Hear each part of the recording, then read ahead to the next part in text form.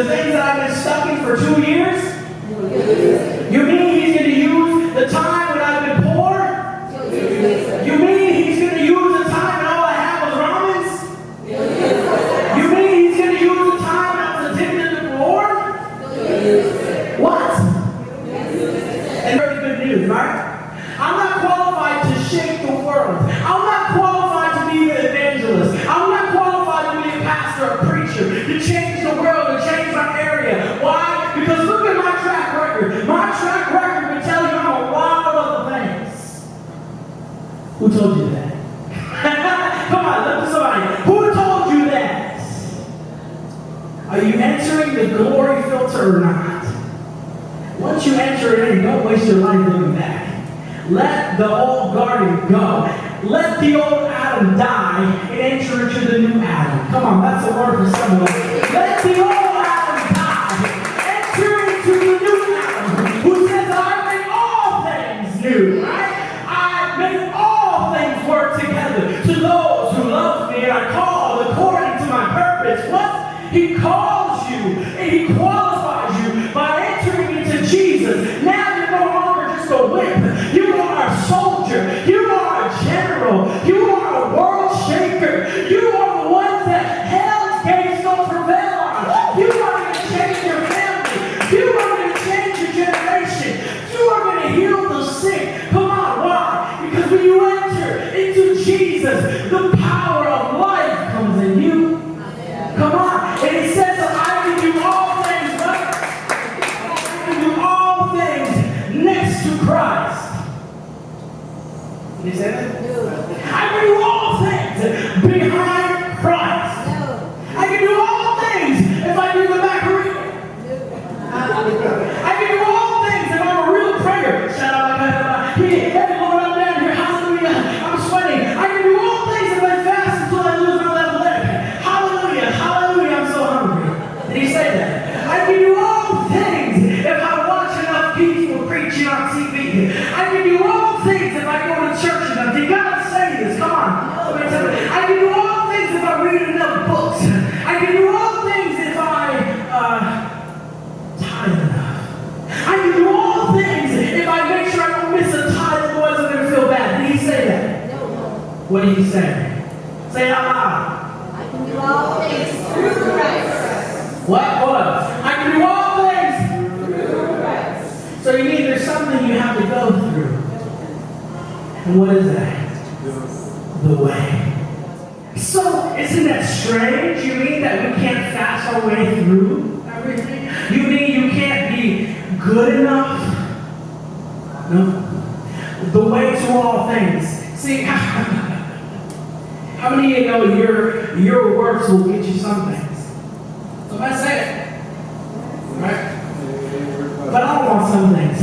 I want all things. What? I don't want some possibilities. I want all things possible through Jesus. Say, I gotta go through. And here's the hard part. With or without you.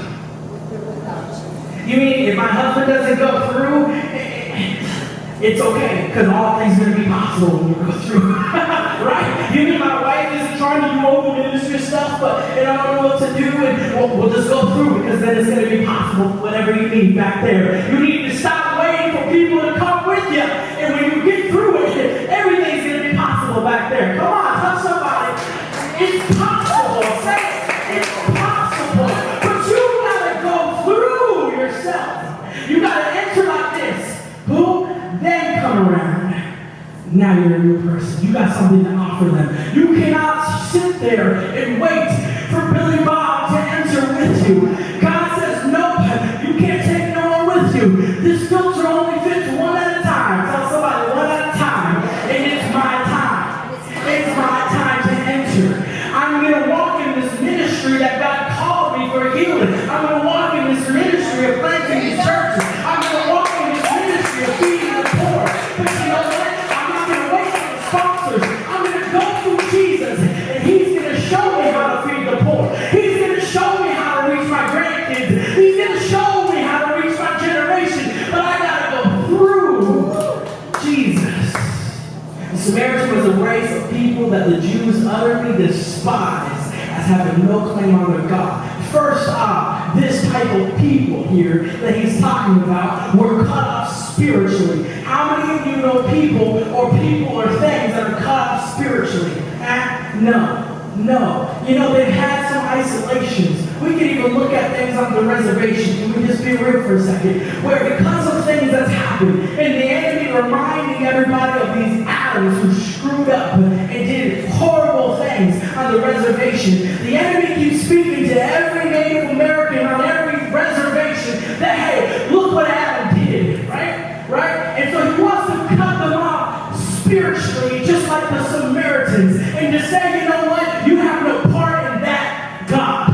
There's a spiritual religious spirit that says, no, you're cut off from that God because of what Adam did. And the enemy is doing that all across reservations and even other places on the world. He's cutting the spiritual blessings off of the reservation and saying, look at the old Adam. Look what they did to you. Look. But I'm telling you, there's an army raising up that's going to say, yeah, that was Adam. But let me show you Jesus. Let me show you Jesus. Who told you that? Who said that Christians killed you? You know what? Who said that? Because I'm here to tell you it wasn't Christians and disciples of God. It was demonic demons who were coming in the form of a light, but they were demonic. Who told you that? People don't care about you. Who told you that you're going to suffer forever? Who told you that you have to be a broke, poor, poverty, Native American? Who told you that? Huh? Let me tell you about Jesus. I don't know a white man's religion. That's right. I don't know who told you that. Let me tell you what I know. Let me tell you about this Jesus who is like fire in his eyes, whose voice is like many waters, who when he moves everything shakes and everything breaks. Do you know that that's Jesus? Did you know that this Jesus, when he lays hands on people, they literally are healed? Do Native Americans know that? Do Caucasians know that? Do African Americans know that? Do Hispanics know that? What do they know? And I challenge you to ask them, who told you that? Anytime you title something, there's a limit. Right? The church on the reservation here in Pass Lake at the Reach, when you say on the reservation, limitations. When you say in a building, limitations. When you say, right, you're working with Native Americans, limitation. When you say that you're only with Caucasians and whites, what do the brown people then see? Limitations. So God, that's why he says, hey, you know what? The body and the church is not a building. And if you can stop putting a title on something that can't be held down by anything in earth, and that's the Spirit of God, you're breaking out of the titles that are holding you down. And God is telling this woman, listen, not only am I calling you to serve me, I don't care that you're a Samaritan. I'm breaking the title off. You are worthy to speak to me. You are worthy to serve me. Break the titles off of your life. Wow. Step out of that. Step out of who called you that.